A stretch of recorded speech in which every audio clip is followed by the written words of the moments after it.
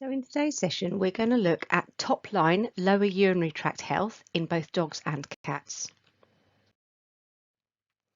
We'll mostly be talking about the lower urinary tract within this presentation. So just as a reminder, here is a simplified version of the urinary system.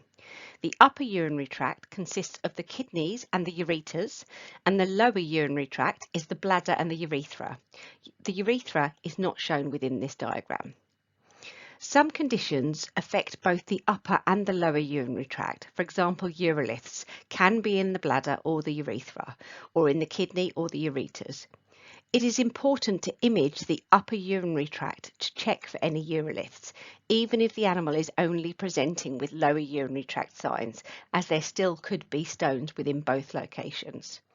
Discussion of renal disease in nutrition can be found in another presentation on our Purina NF product. Okay, so now we're going to look at canine urinary conditions. If we look at the split of canine urinary conditions, what you can see from this chart is that bacterial cystitis forms the majority of cases, followed by urinary incontinence. Urinary incontinence is particularly common in females, and we're going to move on to uroliths in the next slide. Okay, so canine uroliths. So here we're dividing them into two groups. So you've got struvite and calcium oxalate, which make up the vast majority of cases. We have other stone types, for example, urate, calcium phosphate and cysteine, but these are much less common. Over 80% of canine uroliths are struvite, and this is because struvite is associated with the presence of bacterial urinary tract infection. Struvite is otherwise known as magnesium ammonium phosphate. This full name gives you a clue as to this stone's types, components or building blocks. Calcium oxalate is also quite common in dogs, particularly in the upper urinary tract of smaller males, but overall is less common than struvite. Sometimes it is found in mixed or compound stones, where the calcium oxalate is the original stone, and then due to a trauma of the bladder, there can be a secondary urinary tract infection, which then changes the urinary environment. And that's when you get these layers of struvite around the calcium oxalate core, which is sometimes referred to as a nidus. So when you see the urolith in the upper urinary tract, so the kidneys or the ureters, it's much more likely that it will be calcium oxalate. Rarer uroliths include urate, several forms of calcium phosphate and cysteine, and we'll come on to some of those shortly. Looking at the pictures below of some typical struvite and calcium oxalate stones now, you can see that the struvite stones tend to be larger and often have smoother, flatter surfaces. They sometimes fit together like a jigsaw puzzle. Struvite is most commonly and easily recognisable as a crystal with a coffin lid appearance. On the other hand, when you look at calcium oxalate stones, these tend to be smaller and irregular or spiky. Their shape tends to make them more irritating, so they'll often be associated with blood clots and severe cystitis. The crystals in the images are calcium oxalate dihydrate, and these have a typical envelope appearance. Okay, so now we're going to think about why do uroliths form. So this is a really important concept that I want to raise you, which is one of saturation of the urine. So saturation of the urine with the urolith building blocks is an important concept. So I like to use a bit of an analogy for this one, and we'll use the cup of tea analogy, which we'll come on to shortly. But for example, this is when you've got more of those building blocks. So in the example of struvite, I talked about magnesium, ammonium and phosphate, and you've got more of those versus the volume of urine. Okay, so let's go on to our analogy for saturation. So the cup on the left hand side is undersaturated. So if I had a cup of tea and I added 1 sugar to it, my tea to sugar ratio is undersaturated. Whereas if I had the same cup of tea and added 7 sugars to it, my tea to sugar ratio is oversaturated. So I've got a lot more sugar than I have the volume of tea. So if we now take that principle and apply that to the analogy of urine, an oversaturated urine will have more of the building blocks of the crystal type to the volume of urine that's in the bladder. And when we're aiming to dissolve a struvite stone using diet, we are aiming for an undersaturation for that mineral type. Okay, next we're going to have a look at urinalysis. So remember that some crystals are normal. Struvite crystals are very common finding, so be careful not to over-interpret their presence, especially in a dog without a urinary tract infection. However, if you have an animal that also looks to have a urinary tract infection, then the struvite is more significant. We've already spoken about the other factors involved in urolith formation, and animals with crystals will not necessarily form stones. However, in animals with a history of uroliths, monitoring for crystals can be really useful, as well as keeping an eye out for other important factors that increase the risk of stone reoccurrence. So, for example, pH, urine-specific gravity, or the presence of infections. So just want to take this a moment to point out that we have some really informative urinary help sheets that can be shared with practices, and these are designed to help you understand how you can manage uroliths within practice, but also to support you from understanding kind of the urinary stone or crystal, and then how the dietary management will be managed. So let's move on to look at struvite in a bit more depth. So firstly, struvite stone formation in dogs is usually induced by urease-producing bacterial urinary tract infections. Unlike in cats, struvite without infection is very uncommon. If you suspect the presence of a urinary tract infection, you need to treat that underlying infection. Ideally, we need to be looking at culture and sensitivity of the urine obtained by cystocentesis.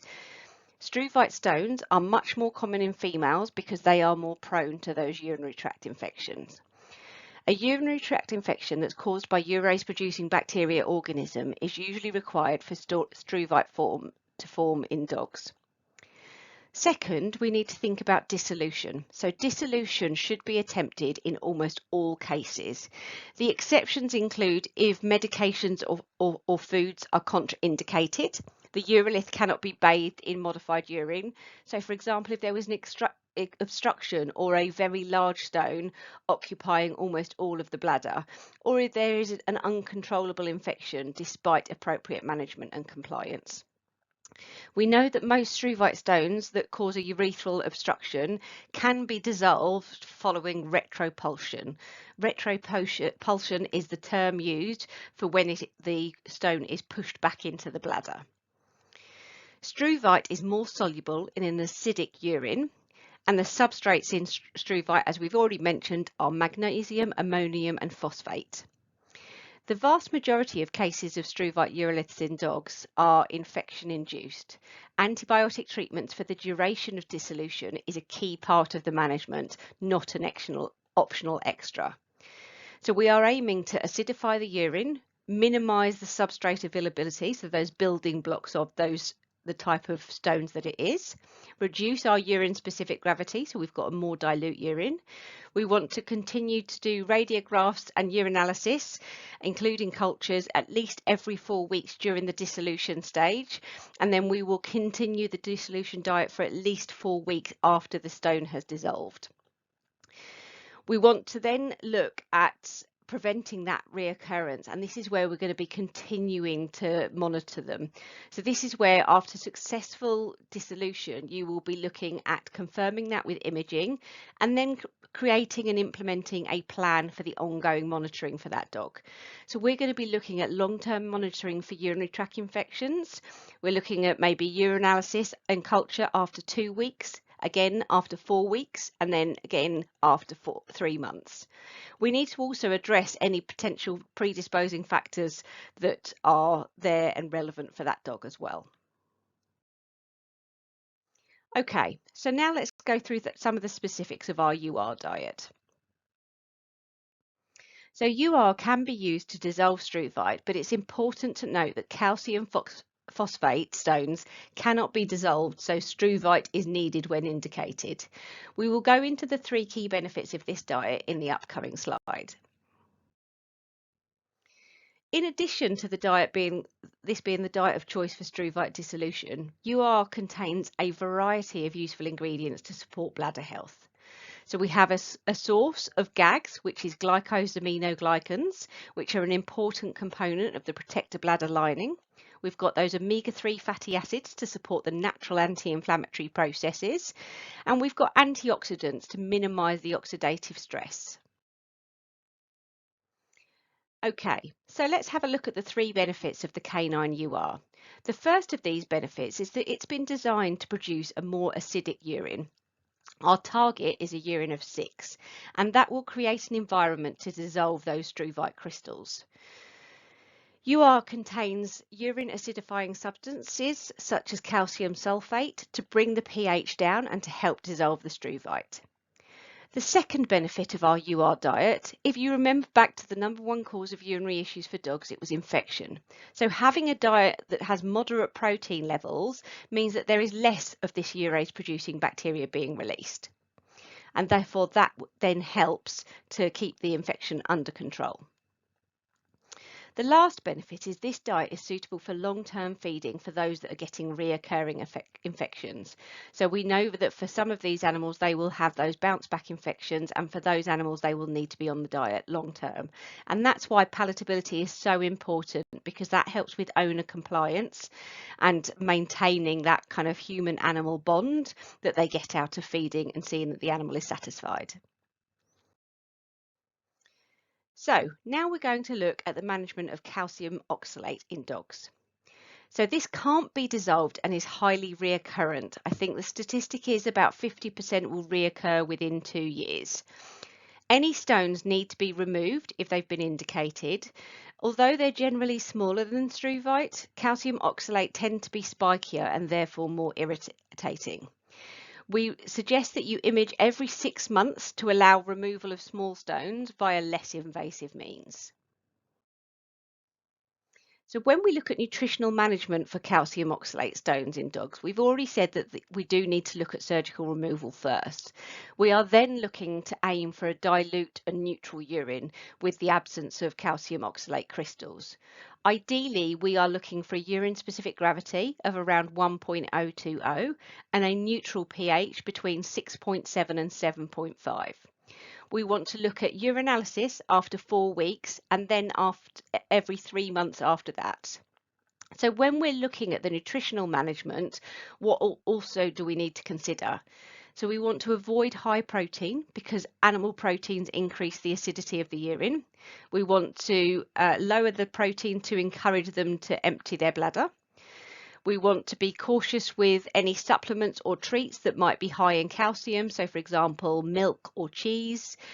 Look at supplements such as cranberry, vitamin C and vitamin D, and avoiding foods that are high in oxalate. So for example, your nuts and your leafy greens. Okay, so let's now have a look at urate. So there are 2 main reasons why you see urate in dogs.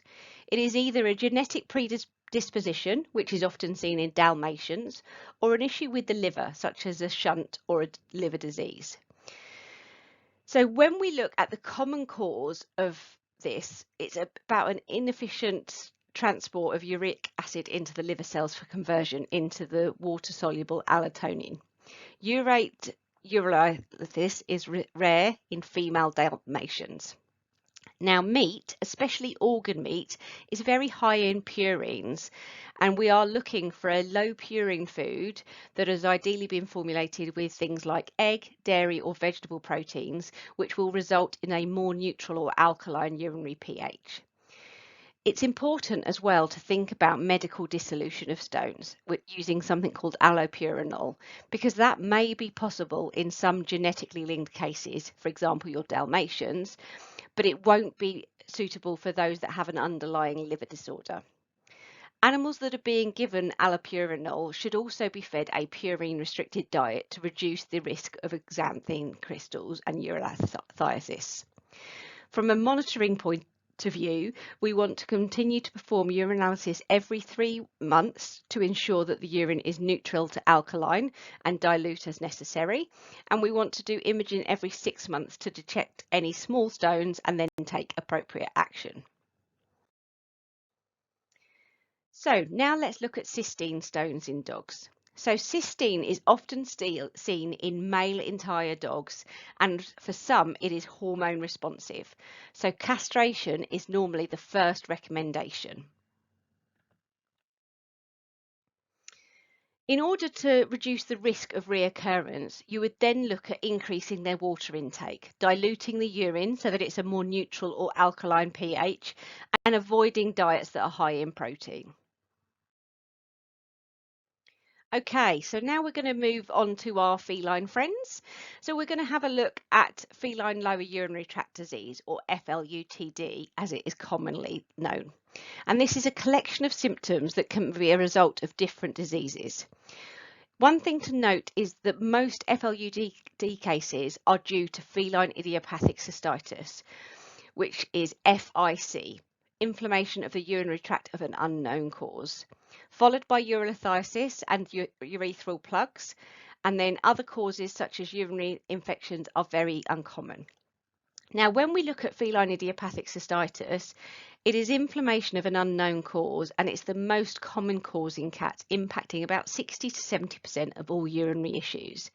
The next is urolithiasis, which is between 10 to 30%, struvite being the most common, followed by calcium oxalate.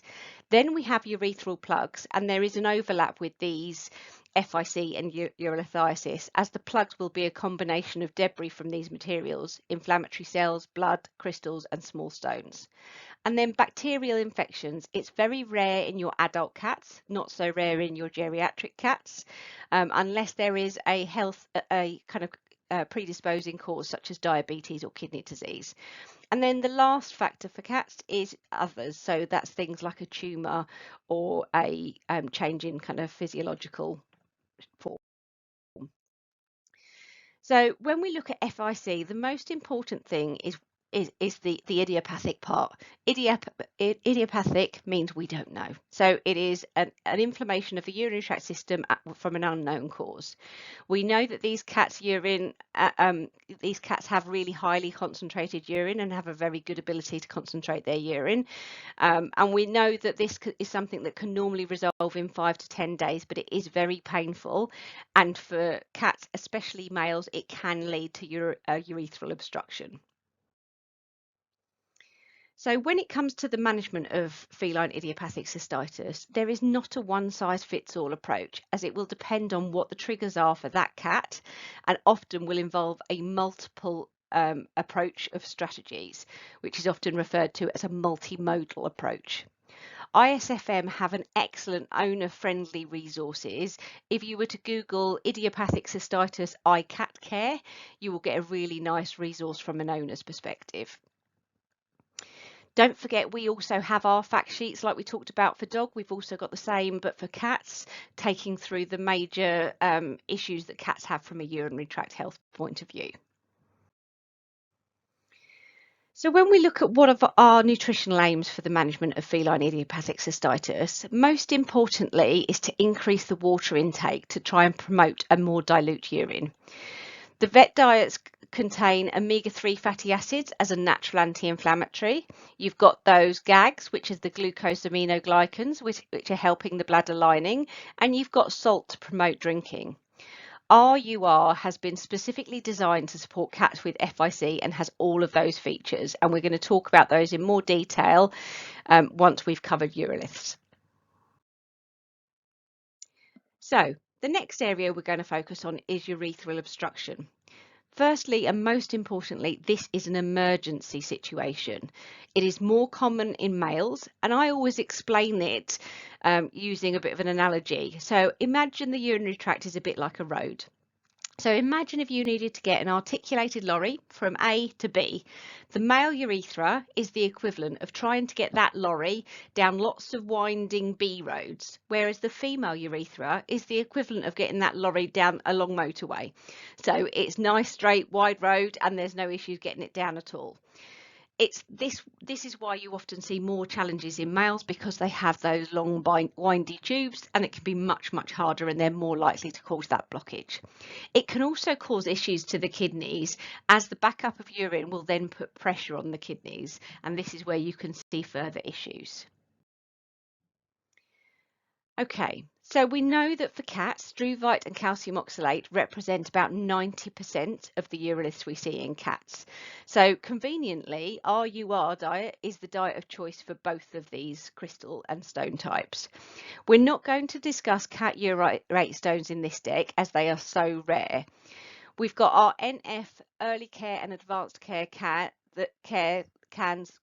that can also be appropriate for reducing the risk of calcium oxalate, but the UR is the preferred diet unless NF is indicated for another reason. So for example, if you had a cat with chronic kidney disease, but we've not included it in this presentation just so that we don't cause any confusion.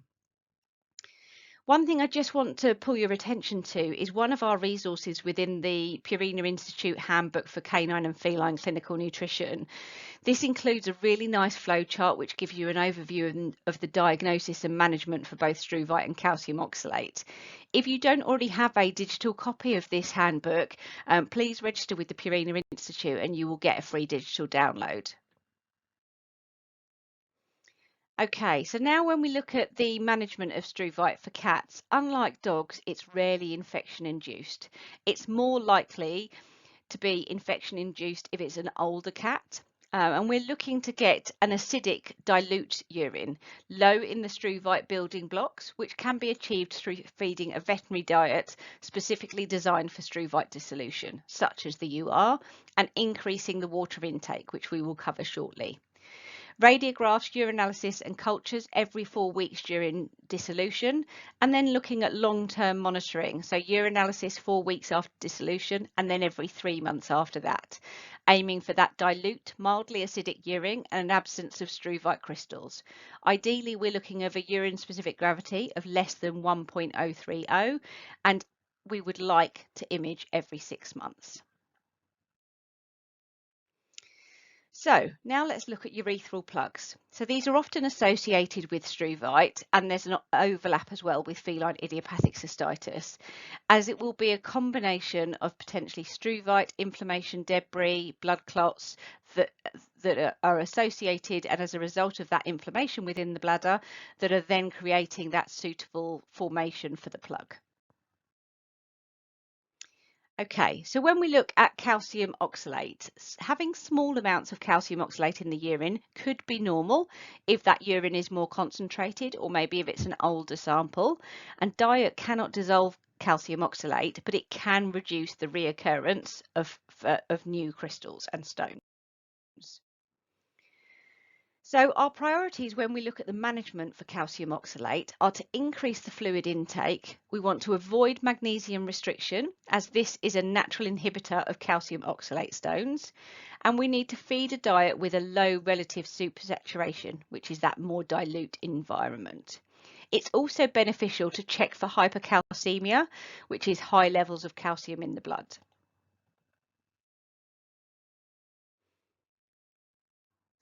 If you have any technical, tricky cases from a urinary perspective, please feel free to send the history and all of the information about the case through to us on our technical helpline, which is vettechline@purina.nestle.com.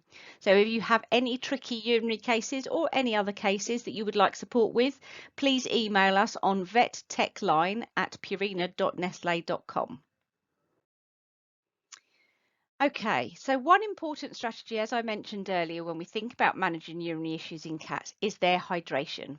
So we know that adult cats are not designed to be efficient drinkers because they cannot create suction with their tongues. So when they lap a bowl of water, only 3/100ths of a teaspoon of water is consumed with each flick of the tongue. Essentially, it's a lot of hard work for very little reward. So our Hydrocare product has been created to help cats consume on average 50% more water every day than with just water alone. That in turn will help to increase urine dilution, and that then helps to make their urine more dilute and helps to support their urine specific gravity. Because it's this great tasty jelly, the cats will happily lick it up, and it's a soft textured jelly as well. So we say it should be its own third bowl. So we have their normal food, their normal water, and then the third bowl, which is the Hydrocare. So we also have a really nice fact sheet on the strategies to increase fluid intake in cats, which will take you through things like using Hydrocare, wet food, looking at different types of water, so kind of sourced from different locations, maybe water fountains. Looking at different types of water bowls, how many litter trays do they have in the house, what are the locations of the food and water in relation to the litter tray and things like that. So again, please use our technical helpline address if you would like a copy of that strategies information leaflet. Now, I just want to pull your attention to a new tool that we've launched, because we know that sometimes, particularly for owners who have had issues with their cat with urinary, how much water the cat is drinking can sometimes be a challenge for them. So we've actually just launched our tailored water calculator. And what it does is it works through really nicely with you put in some kind of basic information about the cat and what it's eating each day, and it will then kind of populate how much it recommends that cat should be drinking of water on top of the food that it's having. So it's quite a nice tool, and it's a really good starter for 10 for owners that are worried their cats aren't drinking enough. So now let's have a look at our feline urinary diet. So this is the diet we would be using for feline idiopathic cystitis and your struvite and calcium oxalate. Because these are the ones that are responsible for most of the issues that are under the brackets of feline low urinary tract disease. So Purina's unique STOX urinary security is on a wide range of our diets. And that means that they've got low relative supersaturation for both struvite and calcium oxalate, which means that that's going to create an environment where neither struvite nor oxalate crystals would form. So we've got the three main benefits of this product, and I'm going to cover that in the coming slide. So the first benefit is low relative supersaturation. So the UR is creating a more dilute urine with a lower urinary specific gravity and a larger volume of urine to create that low relative supersaturation, which helps to produce a urine composition that promotes the dissolution of struvite crystals. Secondly, it creates a urinary pH that will dissolve struvite of between 6 and 6.3. So it has been proven that it will start to dissolve the struvite within 3 weeks. And lastly, we know that being overweight is a major risk factor, and therefore the UR contains moderate calories to try and support these cats with that. Some of the additional benefits of the feline UR are the reduced urinary mineral concentration, the combination of both wet and dry to support hydration and water intake in cats, but also that personal preference from a texture point of view for their food. We've got natural sources of our glucosaminoglycans or GAGs to support the mucosal layer of the bladder, and we've got our omega-3s to support from a natural anti-inflammatory process. Thank you so much for taking the time to listen to this presentation. If you have any questions, please reach out to us on vettechline@purina.nestle.com. Thank you so much.